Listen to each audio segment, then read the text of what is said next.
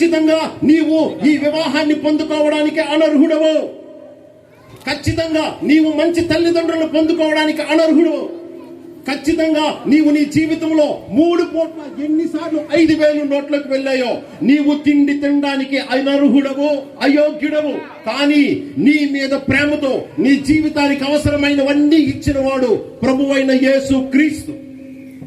అప్పటికి నీవు ఆయన కూర్చిన ప్రేమ గాని, సత్యము గాని, పేరు గాని, మాట గాని తెలియకుండా నీ ఇష్టం వచ్చిన దానికోసం జీవితం అన్నట్టు పరిగెట్టి పారిపోతూ ఉంటే, ఇదిగో నీవు యుగయుగాలు అగ్నిగుండంలో నరకానికి పళ్ళు కొరగడానికి వెళ్ళిపోతూ ఉంటే, ఏ ఒక్కరూ నశించకూడదని ప్రతి మనిషిని కొరకు నీ వంతు, నీ బదులు, నీ స్థానములో నీ పాపానికి శిక్ష ఆయన మీద వేసుకొని నిన్ను తప్పించిన ఒకే ఒక్క లోక రక్షకుడు ప్రభువైన యేసు. ఈ మాట మీకు అర్థమైనట్టు చెప్పడానికే ఈ వివాహం ఎలా జరుగుతుంది. ఈ మాట ఎక్కడున్న వాళ్ళందరికీ వినికిడికి బాగా అర్థమైనట్లు చెప్పడానికే, వినిపించడానికే ఈ వివాహం ఎలా జరుగుతూ ఉంది. క్రైస్తవులు ఎవరైనా ఎలా చెప్పారంటే అది మత పిచ్చి కాదు సార్. క్రైస్తవులు ఎవరైనా ఈ మాట ఎలా చెప్పారంటే అది దేవుడి పిచ్చి, అంతకంటే కాదు. దేవుడి పిచ్చి మాకుంటే ఈ పాటికి దేవదూతల్లా బతికేద్దాం. మా జీవితంలో ఎందుకంటే అవమానం, ఫెయిల్యూర్, పాపం ఉంటది. దేవుని పిచ్చి మాకు లేదు. దేవుని పిచ్చే, ఆయన మీద అంత ప్రేమ, గౌరవం మాకుంటే మా జీవితాలు అంత అద్భుతంగా మారిపోతాయి. ఏ క్రైస్తవుడు, ఏ క్రైస్తవ సేవనికి దేవుని పిచ్చి లేదు. ఇంకా పాపం అంటేనే పిచ్చి. ఎందుకంటే పాపం అంత ఘోరమైనది కాబట్టి ఈ లోకమాన్ని ఎంత అద్భుతంగా సృష్టించిన వాడు మీకోసం, మీ వంతు, మీ స్థానంలో బలైపోవడానికి శరీరాన్ని ధరించి వచ్చాడు. ఆయన పేరు ప్రభువైన యేసు క్రీస్తు. ఆయన రక్తం, ఆయన కార్చిన రక్తములోనే మీ పాపాలకు పాప క్షమాపణ. ఈలోగా మీరు జీవించే జీవితం చివరి రోజు రావడానికి ముందే ప్రభువైన యేసు, నన్ను క్షమించండి, నేను కేవలం పాపిని అని చెప్పండి మీరు. లేదా ఇంకా మాకు అర్థం కాలేదు, నిజంగా ఇదే విషయం అయితే చచ్చేలోగా తెలుసుకోవడానికి మీకెంత తెలివితేటలున్నాయో, ఎంత జ్ఞానం ఉందో వెతకండి, సత్యాన్ని వెతకండి. అసలైన సత్యం, అంతిమ సత్యము తెలుసుకోకుండా మీ చివరి ఊపిరిని వదలొద్దు. అమ్మా, ఈ మాటలు వింటారా ఈ ఊర్లో ఉన్నవారు, అలాగే రక్త సంబంధులు, చుట్టాలు, స్నేహితులు, బంధువులు, దయచేసి ఈ మాట ఆలకించండి.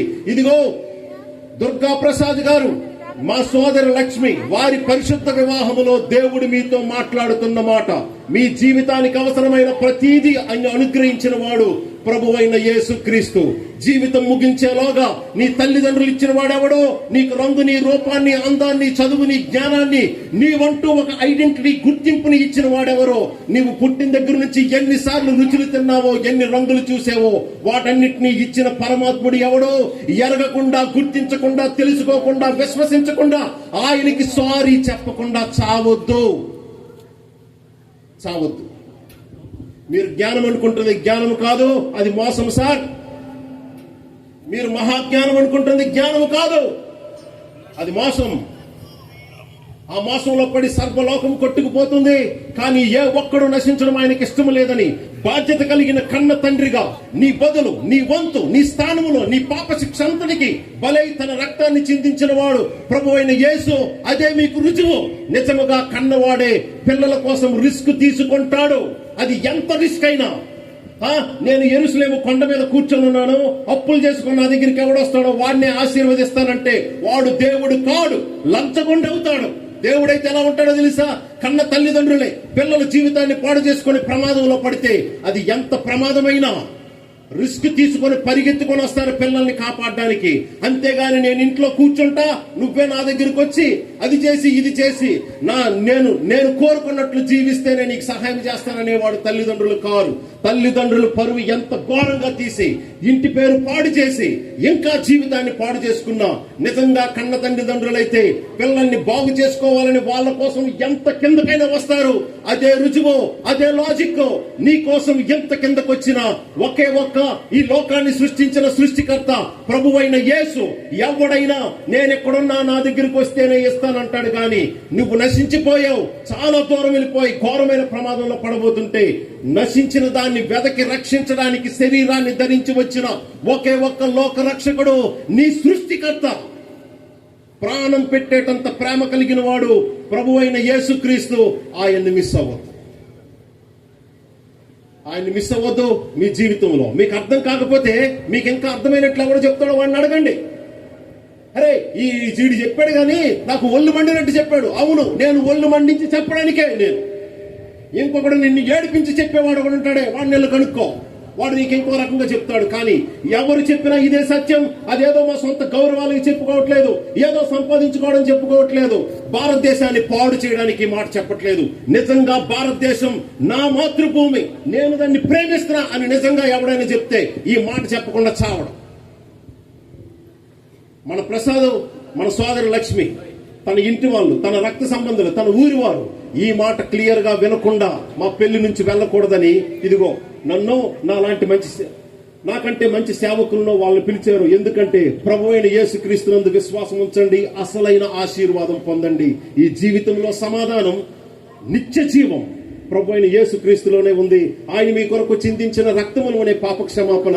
నీ పాపాలు కడగలిగే రక్తము, నీరు ఈ లోకంలో ఇంకెక్కడా లేవు. కాబట్టి ప్రభువైన యేసుకు మొదటగా ఒకసారి చెప్పాలి, ఆ తర్వాత థ్యాంక్స్ చెప్పాలి. ఈ రెండు చెప్పకుండా ఎక్కడి నుంచి వెళ్ళడం అది మీకేమాత్రం క్షేమం కాదు. మొదటి మాట, ప్రభువైన యేసు ఐఎమ్ సో సారీ. జీవితంలో 50 సంవత్సరాలు వచ్చింది, 50 సంవత్సరాల్లో ఎప్పుడు నీ గురించి ఆలోచించలేదు అని సారీ చెప్పాలి.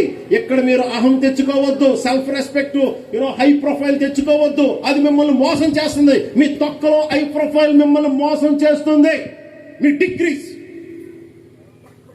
సమాజంలో మీకున్న సంథింగ్ ఏదైనా అది మిమ్మల్ని మోసం చేస్తుంది. దాన్ని నమ్ముకోవద్దు, అది నిన్ను మోసం చేస్తుంది. యేసుక్రీస్తు ఎటువంటి వాడో తెలుసా? ఆయన ఎలాంటిది డిమాండ్ చేస్తాడో తెలుసా? అసలు సెల్ఫ్ రెస్పెక్ట్ లో అందరికంటే వెరీ సెన్సిటివ్ ఏరియా ఉమెన్, స్త్రీ. అలాంటి స్త్రీ 12 సంవత్సరాలు రక్తస్రావ రోగం కలిగి ఉంది. అలాంటి స్త్రీ యేసు ప్రభువుని, చాలా మంది ఉన్నారు అక్కడ, 100,000 మంది సంఖ్యలో, ఆయన్ని ముట్టింది. నన్ను ముట్టిన వాళ్ళు ఎవరో బయటికి రండి అని రోడ్డు మీద పిలుస్తున్నాడు ఆయన. అరే అక్కడ కనీసం 1000 మంది ఉంటారు. 1000 మందిలో ఆయన్ని ముట్టింది ఎవరంటే ఒక స్త్రీ.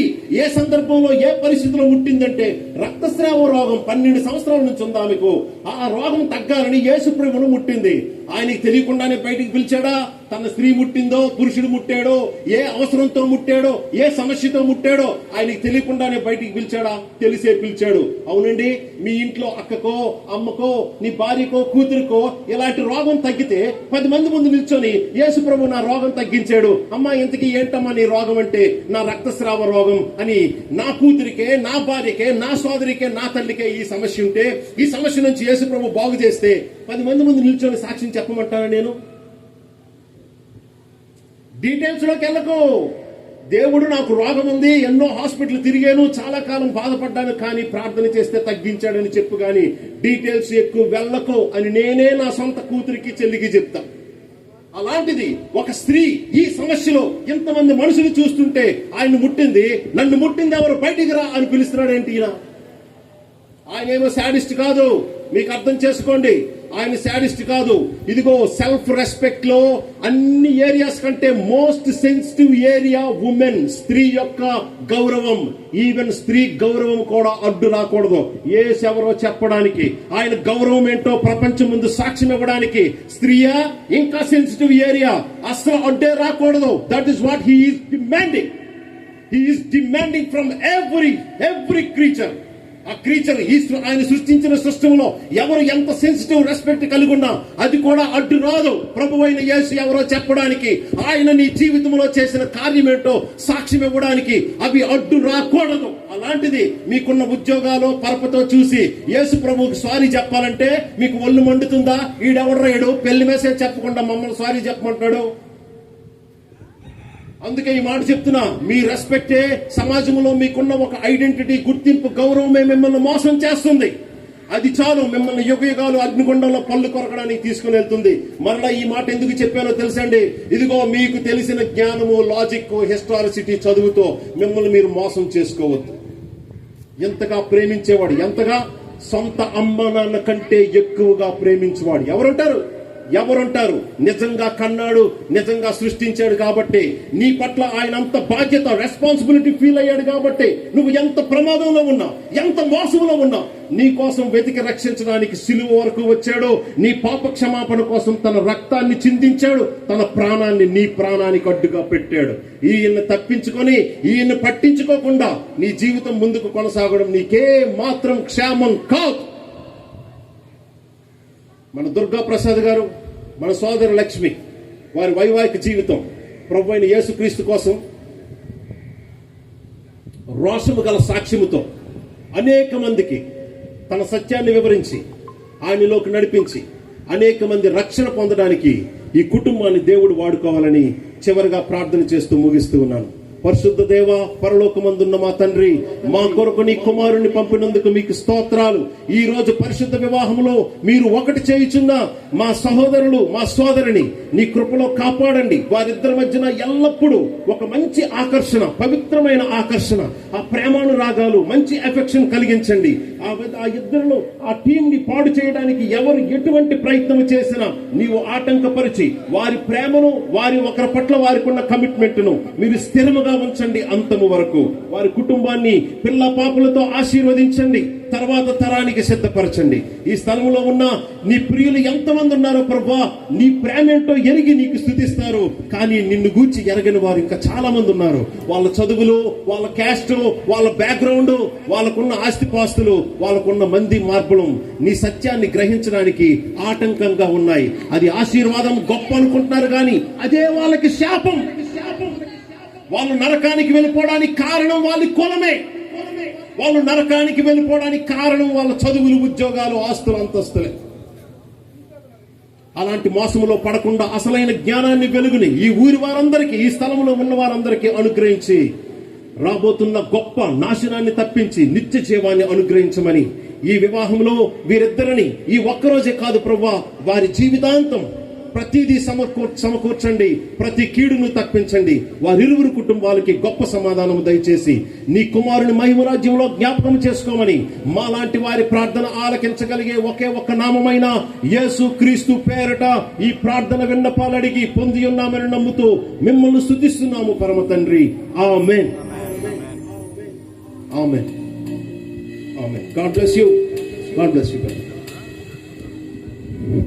చక్కగా దేవుని యొక్క వాక్యాన్ని వివరిస్తూ కుటుంబమును కట్టబడుతున్నటువంటి కుటుంబాన్ని ఆస్వాదించినటువంటి ప్రియ దైవజనులు శ్రీధరన్న గారికి ప్రభుపేట వందనాలు తెలియజేస్తూ ఉన్నాను. గమనించండి ప్రియులారా, వివాహ సమయము అవుతూ ఉంది. అలాగే పూలు దండలు, ఇంకను ప్రియ దేవుని బిడ్డలారా, వివాహానికి సంబంధించిన ఏ వస్తువులు ఉన్నా సరే డయాస్ మీదకి ఇవ్వాల్సిందిగా ప్రభుపేట మనం చేస్తూ ఉన్నాను. దైవజనులు వివాహ రిజిస్టర్ గారు అయినటువంటి రెవరెండ్ సిహెచ్ డానియేల్ గారికి ఈ సమయం ఇస్తూ ఉన్నాను. దైవజనులు గమనించాలి, వివాహ కుటుంబానికి నేను చెప్పాను 12:30 లోపు మీకు ముగిస్తానని. కనుక సమయమును మీరు సద్వినియోగం చేసుకోవాలని ప్రభుపేట మనం చేస్తున్నాం.